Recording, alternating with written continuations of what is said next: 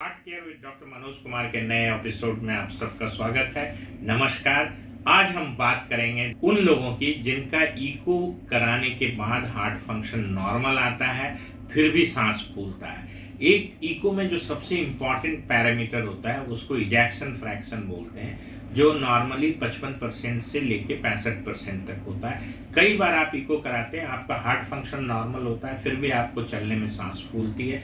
तो ऐसे लोगों को क्या इन्वेस्टिगेशंस कराने चाहिए, क्या जांच करानी चाहिए और ऐसे लोगों को क्या ट्रीटमेंट देना चाहिए, ये एक बड़ा महत्वपूर्ण विषय है। क्योंकि जब आप इको करा लेते हैं, एक्सरे करा लेते हैं, एक्सरे में भी सब चीज़ नॉर्मल होता है, आपको डॉक्टर कहता है कि आपका हार्ट नॉर्मल है, लंग्स में भी कोई प्रॉब्लम नहीं, फिर भी आपका सांस फूलता है, तो इसकी क्या वजह होती है? इसमें सबसे इम्पॉर्टेंट वजह क्या है कि हार्ट जब कॉन्ट्रैक्ट करता है उसको सिस्टोल बोलते हैं, जब वो फैलता है, जब उसकी फीलिंग होती है उसको डायस्टोली बोलते हैं। अगर आपका एलवी फंक्शन, आपका इजेक्शन फ्रैक्शन या पंपिंग नॉर्मल भी हो, लेकिन अगर फिलिंग के टाइम में डायस्टोलिक डिसफंक्शंस बोलते हैं उसको, डायस्टोलिक डिसफंक्शन आजकल इकोकार्डियोग्राफी में भी रिपोर्ट होता है, उस चीज़ पे गौर कीजिएगा। अगर आपकी डायस्टोलिक डिसफंक्शन ग्रेड 1 की है, ग्रेड 2 की है, ग्रेड 3 की है, वो एक बहुत इंपॉर्टेंट वजह होता है जिसको हम लोग डायस्टोलिक हार्ट फेलियर बोलते हैं।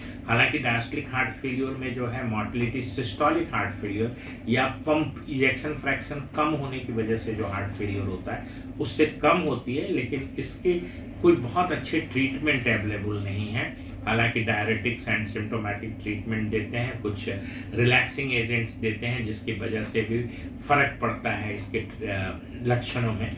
बट डायस्टोलिक डिसफंक्शन बहुत कॉमन है, खास करके जो मोटे लोग हैं, ओबीज हैं, डायबिटिक हैं और जिनको हार्ट का जो थिकनिंग है, जिनकी वॉल मोटी हो गई है हाई ब्लड प्रेशर की वजह से, वैसे लोगों को चांस रहता है कि डायस्टोलिक डिसफंक्शन वो डेवलप कर जाते हैं। दूसरा इंपॉर्टेंट चीज़ है कि जब आप एंजियोग्राफी करते हैं तो जो मोटी नसें 3 दिखती हैं जिसको एपिकार्डियल कॉर्नरी आर्टरीज बोलते हैं, उसके अलावा जो 80% सर्कुलेशन है वो मसल्स के अंदर होता है, बहुत बारीक केशिकाओं की तरह, कैपिलरीज की तरह। वहां पे अगर डिजीज हो तो उसको बोलते हैं माइक्रोवैस्कुलर एंजाइना।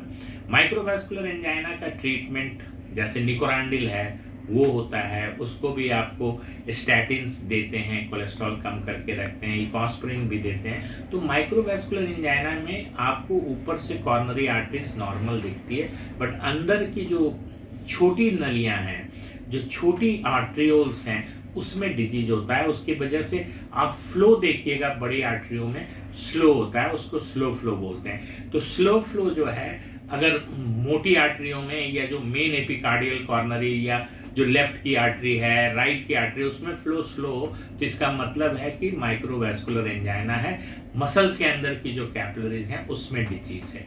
एक तो माइक्रोवैस्कुलर एंजाइना इंपॉर्टेंट कॉज है जिसमें आपको सांस फूलता है। तीसरी चीज, लोगों को ये जनरली कंसेप्ट है कि अगर आप लंग्स की वजह से या फेफड़ों की बीमारी की वजह से आपको सांस फूलता है तो आपको बैठे बैठे भी सांस फूलेगा और चलने फिरने पे भी सांस फूलता है, तो लोग इसको जनरली हार्ट से जोड़ते हैं। बट बहुत सारे ऐसे लंग के डिजीज हैं, इंटरस्टिशियल लंग डिजीज वगैरह, उसमें एक्सर्शनल ब्रेथलेसनेस होता है। तो ये सारे कारण जो होते हैं ये बहुत इंपॉर्टेंट कारण होते हैं। और डायलेटेड कार्डियोमायोपैथी है, उसमें तो आपको पता चल जाता है कि इजेक्शन फ्रैक्शन या जो हार्ट की पंपिंग है वो कम है।